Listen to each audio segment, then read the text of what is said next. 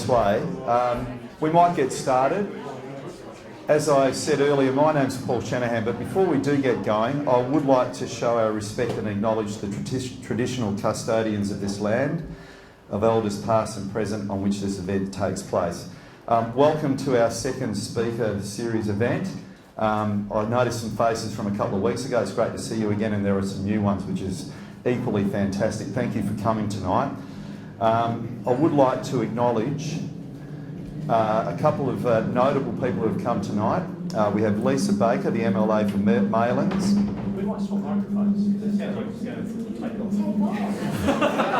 I just thought that was in my head, Andrew. And now the voices have started.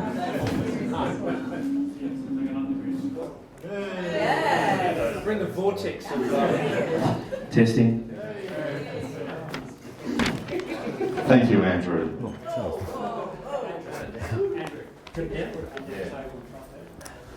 As I was saying, I'd like to welcome Lisa Baker, the MLA for Maylands. Great to have you here. We have half the City Council from Bassendean here. We have councillors Bob Brown, Renee McLennan and Paul Bridges here, so we'd like to welcome you to Bayswater. Thank you for coming. I noticed that we have Matt Turner from the City of Bayswater here as well, who's going to be involved in the activity centre plan that we're advocating for, so welcome Matt. And also noticed that Tim Clifford, who was the Greens candidate for federal seat of Perth, is here as well and was very generous with his time. Well done for coming tonight, Tim. Thanks very much.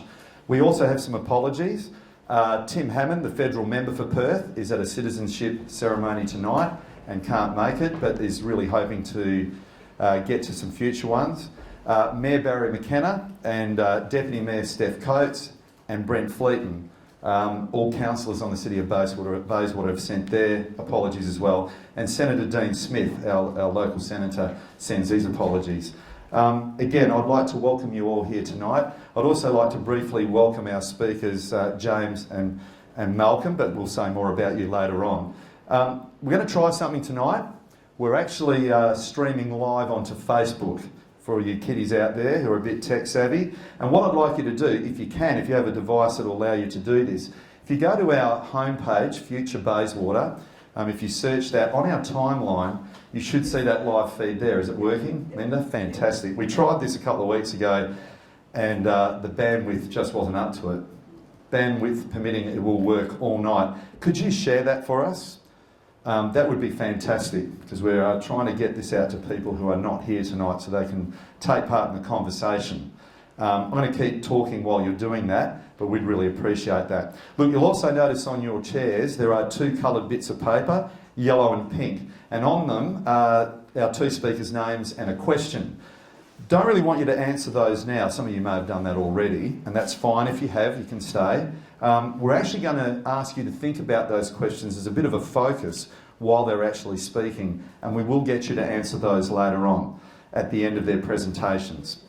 The structure for tonight is going to be as follows. Lisa's going to give about a 1-hour speech for us about her vision for the City of Bayswater, the town centre. And she's cut that down. Thank you, Lisa. And then our speakers will present. It's going to run this way. The speakers will present for about 20 minutes. Then we're going to give you a few minutes to answer that question, and we're going to get you to do that on Facebook as well, but we'll talk more about that later on. And then at the end of each presentation, there'll be a 15-minute Q&A if we need that much time. And what we're going to try and do is really focus the questions on the issues and points that the speakers raise, and I'll talk more about that later on. There will be an opportunity for a general conversation at the end of the evening to find out what's on your mind. But that Q&A, we would really like that to be focused on what the speakers are talking about. Just want to put out there, Future Bayswater consists of local residents. There's a few of us here tonight. We're all local residents, every single one of us, and business owners. And we have put this series on to try and start a conversation about the future of the town site and the community around it. We're running it on the smell of an oily rag, and so if you would like to contribute to help us put on our future events, we've got, I think, 4 more to go. Andrew's holding up our shoebox with our massive funds in it. Thank you, Andrew. And if you can donate anything, we would really appreciate it, because we have been paying for these things ourselves. Bit of housekeeping. Toilets are just outside the door. The bar is there. Please feel free to avail yourself of either of those as the night goes on. Enough from me for now. What I'd like to do is introduce Lisa Baker, who has agreed graciously to open tonight. We really appreciate that. Lisa's been the Labor Party member of the Legislative Assembly of Western Australia since 2008, representing Maylands, of which Bayswater is a part. She's been a great supporter of ours. We've had many chats with her and they've always been robust and a lot of fun. And we're really grateful that you've accepted our invitation to open tonight's event. Lisa is going to talk about her vision for the Bayswater Town Centre and its community, and I'd really like you to give a warm welcome to Lisa Baker. I'm sure I'm going to drop this and it'll fall off the page. Anyway, good evening to everyone, and I actually feel extremely privileged to have been asked to come tonight and well, I was asked to come last time as well, and to all of them, but I couldn't make the first one.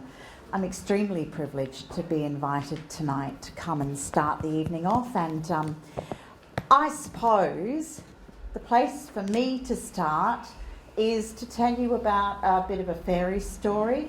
So, long time ago now, I suppose at least 15 years, and in a place not so far away, a planning princess decided that the way forward in Western Australia was to actually include as many citizens as possible in discussing what the future of Perth should look like.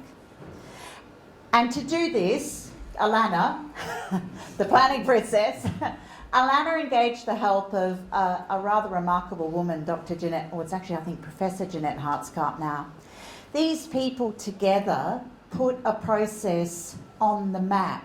They did the first time anywhere in the world, the biggest process that's called a deliberative process around planning the Perth metropolitan area.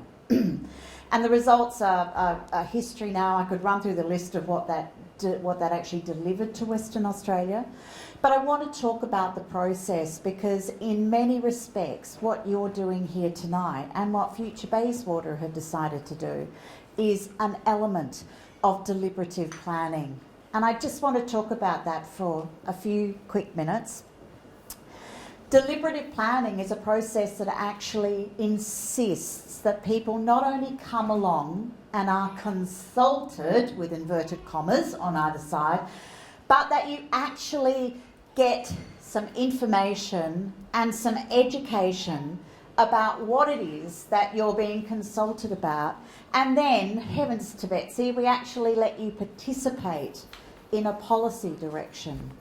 So it's a process, it goes back to the Greeks, BC. They knew quite a bit about democracy then. We lost it over the years, the long years since they first introduced processes around deliberative democracy. But what we're here tonight, and I am so excited about this, when Paul and Andrew and all the people behind Future Bayswater came in and had a chat to me about what you wanted to do, this is a key element in what is known as a deliberative process. And that is that we can't just say, like I did to you last year, I'd really like 200 of you to come along to the Rise and contribute to a debate around MetroNet and what the future transport planning should be for Bayswater.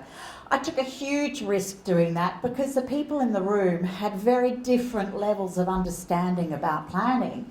Some would have had absolutely none. They just wanted to come because there was a free scone and coffee. Some of them would have been experts, like many of you who are in the room tonight. Whatever, they all came along, and I'm sure that many of you here tonight came along, and they contributed their best. But what I couldn't give you is what you're getting tonight and what you're getting from Future Bayswater in this series. It's expertise, it's information, and it's advice about the subject that we're calling you to contribute on, about planning a new vision for Bayswater. So this has nothing to do with me. It's not a Lisa Baker thing. It's not a City of Bayswater thing. It's a community-driven exercise, and it's goddamn fabulous. So thank you to the Future Bayswater team. I have probably about 3.5 minutes left now to tell you about my vision for Bayswater. So I'm not a planner. I'm not a planner. I've been your Member of Parliament for 8 years. And 7 years ago, I approached the council and said, what are your plans for Bayswater? Because people like Greg and the Business Association in Bayswater had spoken to me on many days when I popped in for a coffee there, or went to look at the dreadful car parking at Bayswater train station, or nearly got mown over by a cyclist in the car park there, or whatever was going on. I was constantly being asked, Lisa, what is happening with Bayswater? Nothing. Why is nothing happening with Bayswater? So it was very easy for me to know that this was an area which was really ready to take a step forward into the future. But you know what? The community wasn't with us then. So in the 7 years that I've been in the background asking questions, asking our council what the plans were, finding out what the structure plan was, the what? No structure plan. Finding out what the activity plan was, the what? Finding out why Maylands was redeveloped and everything stopped. All of those questions, I'm not dissing the council or dumping on the council, but there wasn't an appetite for development back then. I must tell you that appetite is here, and it's here because I'm very, very proud to say that we've got some young, switched on, vibrant councillors who are really, really committed to the future of Bayswater and want to take all of you with them on that journey. So my view about what we should be doing in Bayswater is that you guys need to be educated in all of the various wonderful ideas that are out there, not just in Bayswater, not just in Perth, not just in Western Australia, but in Berlin and in Rotterdam and everywhere in the world. How are people doing this? How are they doing it excitingly? How are they keeping trees? How are they enriching the environment? How are they getting good density along transport lines? How are they preparing for a future without cars? What are we doing? So, for my vision, I don't have a solution. I like to dream that we might be able to sink the railway. And that's why I'm pushing MetroNet, because that's my big chance to get the Labor Party's commitment to do something really major with redeveloping Bayswater. MetroNet is the best option for me to keep prosecuting that case, and so I will continue to do that. And you know why? Because we've got a tunnel coming from the airport that pops up a few feet up the road here. We've got no rail to Ellenbrook yet. We've got a lot of people who need housing, and we've got Bayswater, which is old and tired and needs redeveloping. We don't have plans yet in place, or certainly I haven't seen any yet, for redeveloping this area, and that's why you guys have all sparked an interest. You passionately want this. I know that, and I suppose my vision is to be able to take the information that I hear at these forums and that you continue to give to me, and to work alongside to make sure that the future is something that you have contributed to, not just been consulted about. And it's a fundamental difference. And I'm sure that we're going to hear more from James and Malcolm about that. And I hope they'll challenge you, and I hope they'll stretch you. And I'm really, really delighted to be able to be on this journey with you. And thank you for the introduction.